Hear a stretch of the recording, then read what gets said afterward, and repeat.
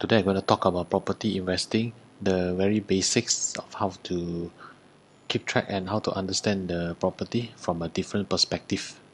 Because I believe many of you normally you see on YouTube or you attend courses, normally they will share, the gurus or the people will share the positive points, and very seldom do you hear on the negative points.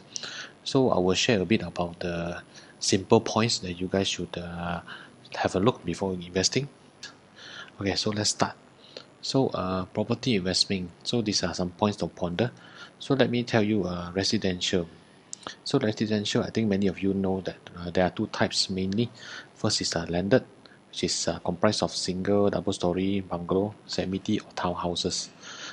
Another one is a high-rise, which is comprised of condominium, flat, apartment, and service residence. So this there are a few types. Normally for starters, they will start from using high-rise. Normally will start from flat, apartment, and then upgrade to condominium, and also upgrade to service residence. And then if you're higher, then you go up to landed, which is single, double story, bungalow, and then townhouse or semi-D. Why I say many people will start from a flat apartment first, because this two is the easiest to enter, and also the price is not too expensive. Plus, the tenant management for flat and apartment plus condo is not that very difficult. So it's a very low entry cost and also very easy to manage the tenant if you know how to manage the tenant. Okay, and then another one is a service residence, where normally people will they buy a building which majority is for rental income, Airbnb and sort of that. And also single and double story also for rental income, capital appreciation. But I think landed, they have more higher chances for capital appreciation due to they sitting on their own land. Whereas for high rise, the capital appreciation might not go as high, but it also depends on a few factors like location, how is the demand over there. Like let's say if you buy a land in somewhere far away, then landed will be much more suitable because the price of land is not that expensive. Plus, if you can buy a land, then why you want to buy a condominium? Correct or not? So it also depends on a few factors. Okay, then let's talk about the points of ponder. So many people when they go into property investment, they always see what the salesperson show to them. Like this picture here on the left side, they see very beautiful building, multiple facilities, infinity pools, superb landscaping. Okay, then many salesmen will use this point to capture the sellers or the investors. But actually, if you ask me, does all these facilities really important to affect you to invest into this property?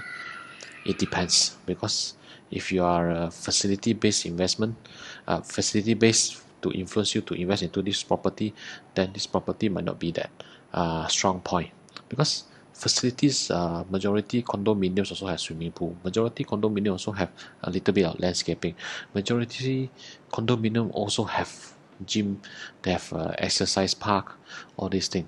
Okay, so this is what the majority of the sales tactic used to attract the customers to buy. Okay, so it's like an emotional base. Wow, you see, you feel pretty. Oh, I want to buy. But does it takes, you use your emotion to take over your critical thinking, your logic.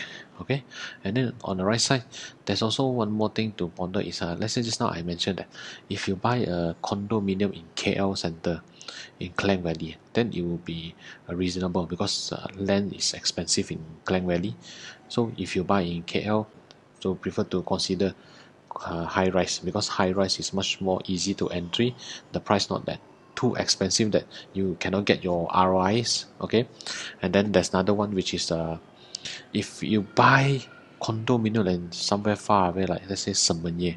If you buy to invest in Semenye, you buy a condo or you buy an apartment, does this condominium really worth? Because let's say if you buy a condominium at 300 over thousand, then the landed house there is also 300 over thousand. It will make much more sense to buy a landed over at Semenye. Oh, so I see many people who buy high rise in Semenye. They told me that they like the facilities and they like the high rise there, and they foresee that it is a good future thing. Also, one more, I don't think it's a very good thing, but if you buy for your own use, then it's a different story. But if you buy for investing, then it's a totally different thing.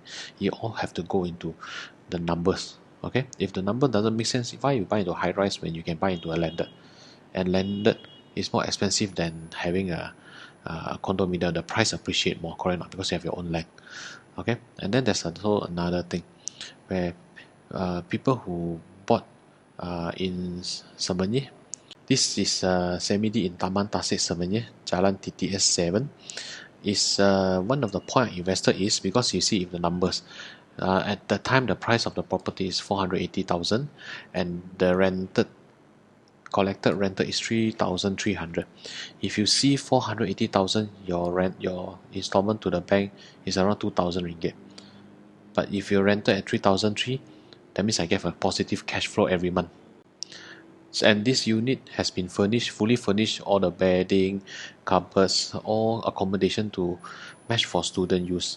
Because nearby this housing area, there's one college called university also, is called Nottingham. Okay, so it has been converted into 7 rooms with aircon for student to use and stay. But where I foresee that there was a student accommodation, this is a good market because the student accommodation is lacking over there. So I foresee this is a good rental income. Positive income every month, 1,000 ringgit is a very good. It's a not bad investment lah. Okay, then but unfortunately, as the year progressed, we realized that there are more new upcoming developer coming, like SP Setia, Eco World. So once they come in, right, student will tend to go into the newer properties to stay, and it didn't help that Nottingham that time the student intake was a lower number. So after a few years, we sold at a loss for 420,000, and final price rental was 900 ringgit when we sold it. So this is one of the case that one mistake I made here is because I only depend on to one scale, one factor only to make money from my property. That means I only depend on rental income from student. There's not much economics going there, only education. So this is one mistake which I have learned very painfully with my own pocket. Okay, this is one that I will never forget. And now when I do investing, I will make sure that there are many other factors that can back up me up in case one factor loses out. Like this one, if the education doesn't work, what can I do with this property instead of just selling it at a loss? Okay, so I'll share here until today. Do drop me a message for anything you want to have a look or you want to have questions to me, then I'll see to try and answer it for you. So far, cheers.